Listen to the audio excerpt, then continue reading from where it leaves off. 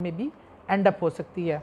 फिर एक जो चीज़ बड़े बूढ़ियों में हम बड़ा देखते थे, ख़बरदार इस हालत में तुम किचन में दाखिल हुई, किचन जो है वो पाक जगह है और तुम नापाक हो और दी के साथ गुजर रही है एज ए नॉर्मल लाइफ में।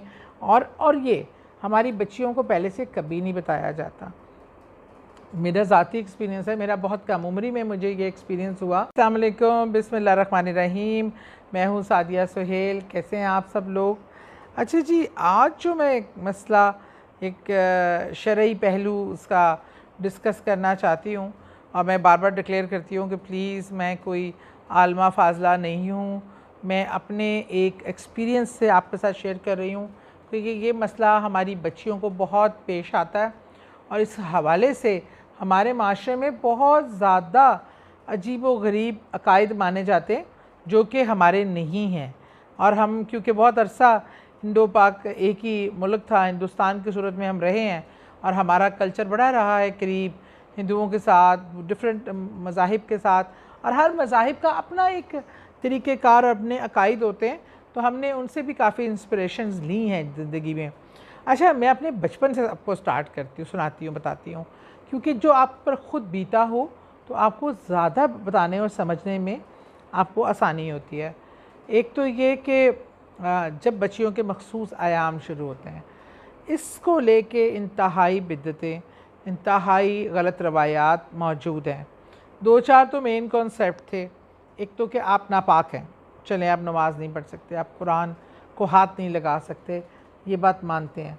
अगर जैसे ये दुपट्टा मैंने ओढ़ा हुआ है और अगर उस टाइम मैं हैज़ की कैफियत में हूँ, तो ये दुपट्टा दोबारा कोई नहीं ओढ़ता था या कोई ओढ़कर उसको नमाज नहीं पढ़ता था कि दुपट्टा नापाक हो गया है क्योंकि तुमने ओढ़ा है उस हालत में। तो ऐसा कुछ नहीं होता।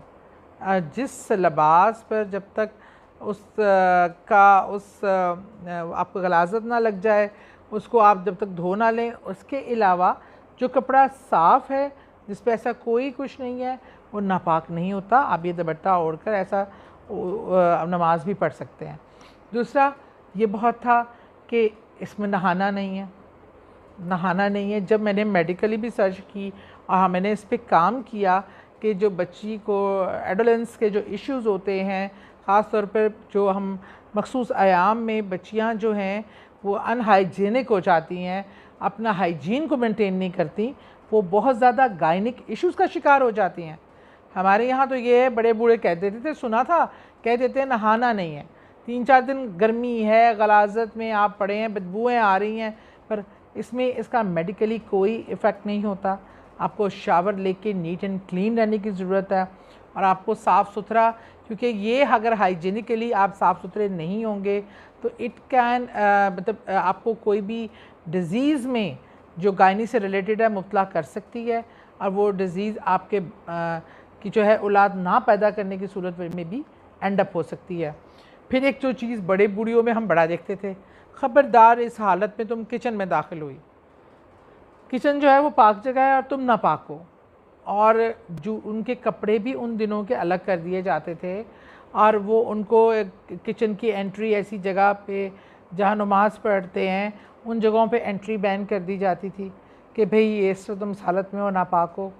और अरब में भी ये चीज़ आपने सुनी होगी कि मर्द उस हालत में अपनी औरत के पास बैठता भी नहीं था। कि एक बार रसूल करीम सल्लल्लाहु अलैहि वसल्लम ने एक सहाबी को देखा कि उनकी दाढ़ी के बाल उलझे हुए हैं, बाल बिखरे हुए हैं, तो उन्होंने कहा भी तुम कितने दिन से शायद साफ़ सुथरे नहीं हुए, क्या वजह है? फिर उन्होंने बताया कि उनकी ज़ौजा जो हैं वो मखसूस आयाम में हैं और वो उनके साथ नहीं जाके बैठ सकते। कि तो उन्होंने रसूल करीम सल्लल्लाहु अलैहि वसल्लम ने फरमाया, क्यों जाओ, वो तुम्हारे बाल भी सुलझा सकती है, तुम्हारे साथ बैठ उठ सकती है, वो उसकी ममानियत बिल्कुल नहीं है कि आप उससे डिस्टेंस अख्तियार कर लें। तो ये जो कॉन्सेप्ट्स थे हमारे बड़ों के, हमारे बूढ़ों के, कि भाई आप एक this is a normal procedure human body के लिए, एक औरत की जिस्म के लिए बहुत ज़रूरी है। और उसके बाद जब उस प्रोसीजर से अगर सेहतमंदी के साथ गुजर रही है एज ए नॉर्मल लाइफ में, और ये हमारी बच्चियों को पहले से कभी नहीं बताया जाता। मेरा ज़ाती एक्सपीरियंस है, मेरा बहुत कम उम्री में मुझे ये एक्सपीरियंस हुआ। 3 दिन तो डर के मारे मैंने किसी को बताया भी नहीं, समझ नहीं आती थी क्या कहना है। क्योंकि बड़े छुपाते थे ये बात बहुत ज़्यादा ये, और बच्चे समटाइम पता नहीं चलता था, स्कूल कॉलेज में आती थी बच्चियाँ और अजीब व गरीब हुलिया, और उनको पता ही नहीं चलना इसको हैंडल कैसे करना है। तो पेरेंट्स को, माँओं को, बच्चियों को वक्त से पहले ये बात समझानी चाहिए कि ये एक नॉर्मल प्रोसीजर है और ये कोई डिज़ीज़ नहीं है, this is in fact is a blessing. आपने इसको कैसे मेंटेन करना है, आपने हाइजीन कैसे मेंटेन करने हैं, और आप कोई शजरे ममनू नहीं बन जाते कि आपको कोई हाथ नहीं लगा सकता, नापाक हो जाएगा। तो ये जो हमारे माशरे में एक बिद्दतें और चीज़ें हैं, ये छोटी छोटी मैं बता रही हूँ, बड़े तो आगे बहुत ज़्यादा मसाइल होते हैं, इनको हमें समझना है, अपने बच्चियों को समझाना है और इन बिद्दतों से दूर रखना है, ताकि वो हाइजीनिक के लिए भी और इस्लामिक के लिए भी अच्छे से इन मसलों को समझ सकें और लेके चल सकें। बहुत शुक्रिया।